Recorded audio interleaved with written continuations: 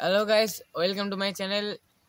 তো আমরা কয়েকদিন আগে দেখেছি যে আর্জেন্টিনার কাছে ব্রাজিল 4 গোলে হেরে গিয়েছে। চলেন দেখি এখন ব্রাজিলের সাপোর্টারদের রিয়াকশন কেমন। প্রথমেই ওমর ভাইয়ের একটি ভিডিও আমাদের সামনে চলে এসেছে। চলেন ওমর ভাই কি বলে দেখি। অভিজ্ঞতার কাছে একটা পরামর্শ চাই। ব্রাজিল সাপোর্ট করি, সেহরি করে ঘুমাইছিলাম, ঘুম থেকে ওইটা দিয়ে আর্জেন্টিনা সাইডটা বেড়ে দিছে। আর আমার কথা হলো, গোল খাইলে কি ভাই রোজা ভাঙ্গে? যারা জানেন তারা একটু বললেন, গোল খাইলে রোজা ভাঙ্গে, কিন্তু বিপদে ঘুরে গেলাম। তাও একটা বেড়া সাইডটা খেয়ে নিলাম।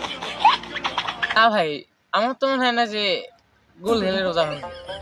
তবু আপনারা জানেন, একটু ভালো জানেন, একটু বলবেন। তো আরেকটা ভিডিও সামনে চলে এসলো, চলেন দেখি এই ভাই কি বলে। আমাদেরকে বলতেছি তোমরা যার যার অবস্থান থেকে পালাও। কেন ভাই পালাতে হবে কেন?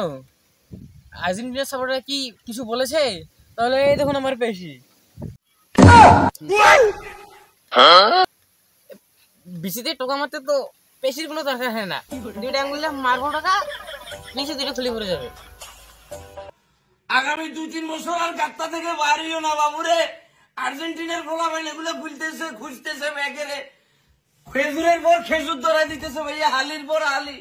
তোমরা যার যার অবস্থান থেকে পালাও, তোমরা আর বাইরে চেষ্টা করিও না। আমি ফেসবুকে প্রচুর পরিমাণে আওয়াজ দিছিলাম, যার কারণে এখন আর্জেন্টিনার ফ্যানরা আমারে বুঝতেছে। আমি এখন ডাক্তার ভিতরে ঢুকিয়েছি, তোমরাও পালাও, পালাও, যার যার অবস্থান থেকে পালাও।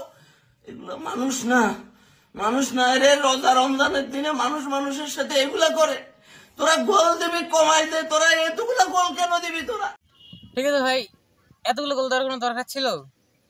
এতগুলো গোল যে দিয়েছে, ব্রাজিলের সাপোর্টার যে কষ্ট পেয়েছে, এত কষ্ট তো আমি বেদের ম্যাচ দোষ না, শুধু প্রেম করে ছেঁকা খেয়েও পাইনি। অন্যায়। হ্যাঁ? মানে আমাদের নেইমার নাই বলি তোরা এরকম অবস্থা করলি তোরা আমাদের সাথে? না ভাই, আমারে বলেন তো একটু, নেইমার কোন বছর ভালো খেলেছিল? সারা বছর তো ইনজুরিতে থাকে। ভাই তোরা নেইমার ছাড়া, মেসি ছাড়া এতগুলা গোল দিলেন, মেসি থাকলে কতগুলা গোল দিতি ভাই। কেন, তোমাদের প্রাপ্ত 7 আপ তো আছে। পালাও আদিলের ভাইয়ারা, যার যার অবস্থান থেকে পালাও। তোমাদের কারো দায়িত্ব আমি নিতে পারতাম না। বিদায় পৃথিবী। যা পালাও। যাই হোক, আর একটা ভাইয়ের ভিডিও চলে আসলো, দেখি এই ভাই এখন কি বলে। খুঁজে পাওয়া যাচ্ছে না। এক গোপন সংবাদের মাধ্যমে উঠে এসেছে, গর্তে কিংবা চিপাগলিতে কয়েকজন ব্রাজিলিয়ান সমর্থকের দেখা মিললেও অধিকাংশ ব্রাজিলিয়ান সমর্থকের এখনও কোনো হদিস পাওয়া যায়নি। তবে হঠাৎ করে ব্রাজিলিয়ান সমর্থকরা কোথায় গিয়েছে এবং কোথায় লুকিয়েছে, এ নিয়ে এখনও বিশ্লেষণ চলছে। ধারণা করা যায়, আজ আর্জেন্টিনা এবং ব্রাজিলের খেলায় ব্রাজিল হেরে যাওয়ার পর থেকেই মূলত দেশে ব্রাজিলিয়ান সমর্থকদের খুঁজে পাওয়া যাচ্ছে না। তাই আপনিও আপনার ব্রাজিলিয়ান সমর্থক, বন্ধু বান্ধব কিংবা বড় ভাই থাকলে তাদেরকে চোখে চোখে রাখুন, কেননা যে কোনো সময় আপনার চোখের সামনে দিয়ে তারা গর্তে ঢুকে যাবে। ইয়াল্লা, আমার একটা ব্রাজিল সাপোর্টার ভাই ছিল, চলুন তো দেখি ভাইয়ের কি খবর। ও ভাই তো আমার এখানে বসে বসে ঘাস খাচ্ছে। তা ভাই আপনার কি খবর? এই তো খাই দাই আর ঘুরে বেড়াই। ব্রাজিল হাসছে না জিতছে রে? ভাই ব্রাজিল তো হেরে গেছে। কি আবার ব্রাজিল হাসছে? সর্বনাশের মাথায় বাড়ি, লুকাই যাইব তাড়াতাড়ি। খালি আরে দেখতে গেলাম বড় ভাইয়ের কি খবর। এখন দেখি আমার কথা শুনে বড় ভাই গর্তে চালু হইতেছে। যাকে আমার, চলেন আমরা ভিডিও দেখি।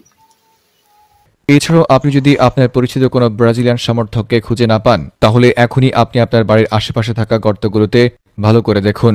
আশা করি সেখানেই পেয়ে যাবেন আপনার ব্রাজিলিয়ান সমর্থক বন্ধুকে। তবে সত্যি কথা বলতে আমি নিজেও একজন ব্রাজিলিয়ান সমর্থক, আর তাই তো নিউজ পড়া শেষ হলে আমি নিজেও খাটের তলায় লুকাবো বলে ভাবছি। হঠাৎ করে হারিয়ে যাওয়া ব্রাজিলিয়ান সমর্থকদের নিয়ে বিস্তারিত দেখুন রিপোর্টার কিলিয়ান এমবাপ্পের রিপোর্টে। তো গাইস, ভিডিও করতে করতে আপনাদের একটা কথাই বলাই হয়নি যে আমি এখন ব্রাজিলের সাপোর্টার। তো আমাকে এখন ঘর থেকে গেলে